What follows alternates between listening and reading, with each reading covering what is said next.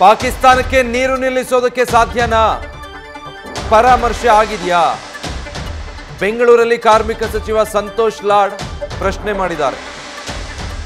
ಜನರ ದಾರಿ ತಪ್ಪಿಸೋದಕ್ಕೆ ಇಂಥ ವಿಚಾರ ಚರ್ಚೆಗೆ ಬರ್ತಾ ಇದೆ ಅಂತ ಹೇಳಿದ್ದಾರೆ.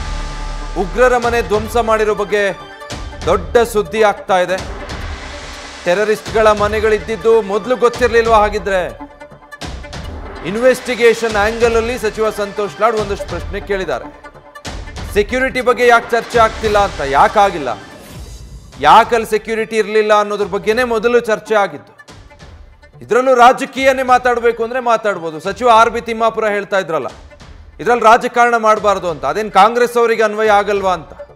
ಕೇವಲ ವಿಪಕ್ಷಗಳಿಗೆ ಕಾಂಗ್ರೆಸ್ ಅನ್ನು ಹೊರತುಪಡಿಸಿ ಇತರೆ ಪಕ್ಷಗಳಿಗೆ ಮಾತ್ರ ಅನ್ವಯ ಆಗುತ್ತಾ? ಹಾಗಿದ್ರೆ ತಿಮ್ಮಾಪುರ ಅವರು ಹೇಳಿದ್ದು, ಸಂತೋಷ್ ಲಾಡ್ ಅವರಾಗ್ಲಿ ಅಥವಾ ಕಾಂಗ್ರೆಸ್ನ ಇತರೆ ಸದಸ್ಯರಾಗ್ಲಿ ಹಾಗಿದ್ರೆ ಯಾವ ರೀತಿ ಬೇಕಾದರೂ ರಾಜಕಾರಣ ಮಾತಾಡ್ಬೋದು ಇದರಲ್ಲಿ.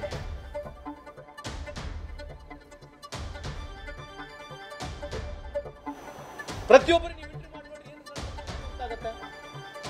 ಒಂದು ರಿಕ್ವೆಸ್ಟ್ ಮಾಡ್ಕೊಂತೀವಿ, ಎಲ್ಲ ಕರ್ನಾಟಕದ ಮಾಧ್ಯಮ ಸ್ನೇಹಿತರು ಹೋಗೋಣ, ಅಲ್ಲಿ ನೀವು ಎಷ್ಟು ಜನಕ್ಕೆ ಬೇಕಾದ್ರೆ ಇಂಟರ್ವ್ಯೂ ಮಾಡಿಬಿಡ್ರಿ ಓಲಿ ಹತ್ಲ.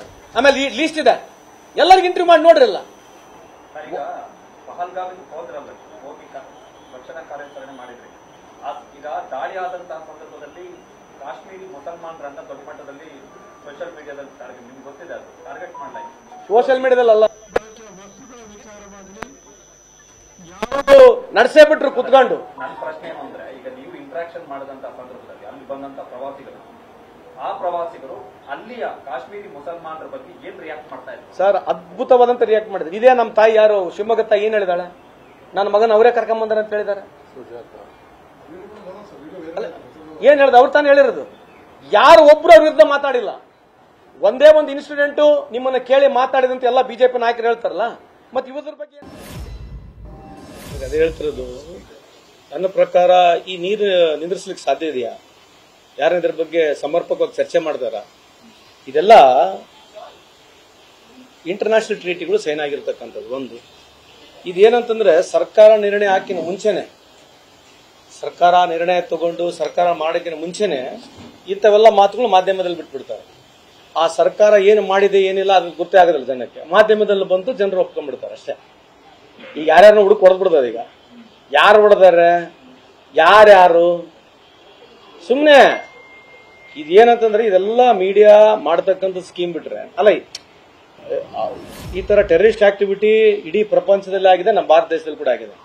ಈಗ ಅದೇನಂತಂದ್ರೆ, ಜನರಿಗೆ ಇಂಪ್ರೆಸ್ ಮಾಡ್ಬೇಕಲ್ಲ, ಈ ಫಾಲ್ಟ್ ಅನ್ನ ಹೆಂಗೆ ಜನಕ್ಕೆ ಮುಚ್ಚಿಸ್ಬೇಕನ್ನೋದೇ ಕೇಂದ್ರ ಸರ್ಕಾರ ಜೊತೆಗೆ ಕೆಲವು ರಾಷ್ಟ್ರದಲ್ಲಿರ್ತಕ್ಕಂಥ ಮಾಧ್ಯಮಗಳು ಅವರೇ ಫೀಡ್ ಕೊಡೋದು. ಇವೆಲ್ಲ ಪ್ರೀಸೆಟ್ ಆಗಿರ್ತಕ್ಕಂಥ ನೋಷನ್ಸ್ಗಳಲ್ಲಿ ದೇಶ ನಡೀತದೆ. ಇದು ದೇಶದ ದುರಂತ ಇದು.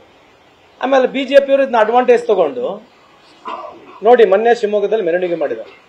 ಮಾಡ್ಲಿ ಬೇಡ ಅಂತ ಏನ್ ಉದ್ದೇಶ ಏನು?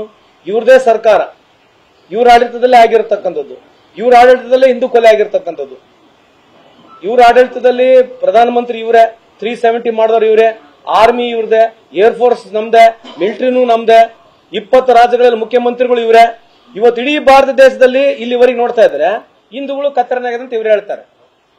ನೀವೇ ಆಡಳಿತ 11 ವರ್ಷ ಮಾಡಿದಿರಿ ಏನ್ರಿ? ಸಮರ್ಪಕವಾಗಿ ನೀವೇ ಎಲ್ಲದಕ್ಕೂ ಬಂದು ಉತ್ತರ ನೀವೇ ಕೊಡ್ತೀರಿ. ಎಲ್ಲ ನೀವೆಲ್ಲಿ ಬೇಕಾದಲ್ಲಿ ಬುಲ್ಡೋಸರ್ ತಗೊಂಡೋಗಿ ನೀವೇ ಹೊಡಿತೀರಿ, ಎಲ್ಲ ನೀವೇ ಮಾಡ್ತೀರಿ, ಮತ್ತೆ ಹಿಂದೂ ಕತ್ತರದಲ್ಲೇ ಇದೆ ಅಂತ ಹೇಳ್ತಾರೆ. ಸೊ ನಿಮ್ಮ ಪ್ರಕಾರ 11 ವರ್ಷ ಅವಧಿಯಲ್ಲಿ ಇವತ್ತು ಈ ದೇಶದಲ್ಲಿ ಹಿಂದೂ ಸುರಕ್ಷತೆ ಇಲ್ಲ ಅಂತಂದ್ರೆ ರಾಜೀನಾಮೆ ಯಾರು ಕೊಡಬೇಕು? ನ್ಯೂಸ್ ಫಸ್ಟ್ ನಿರ್ಭೀತಿಯಿಂದ ನಿಮ್ಮ ಪರವಾಗಿ.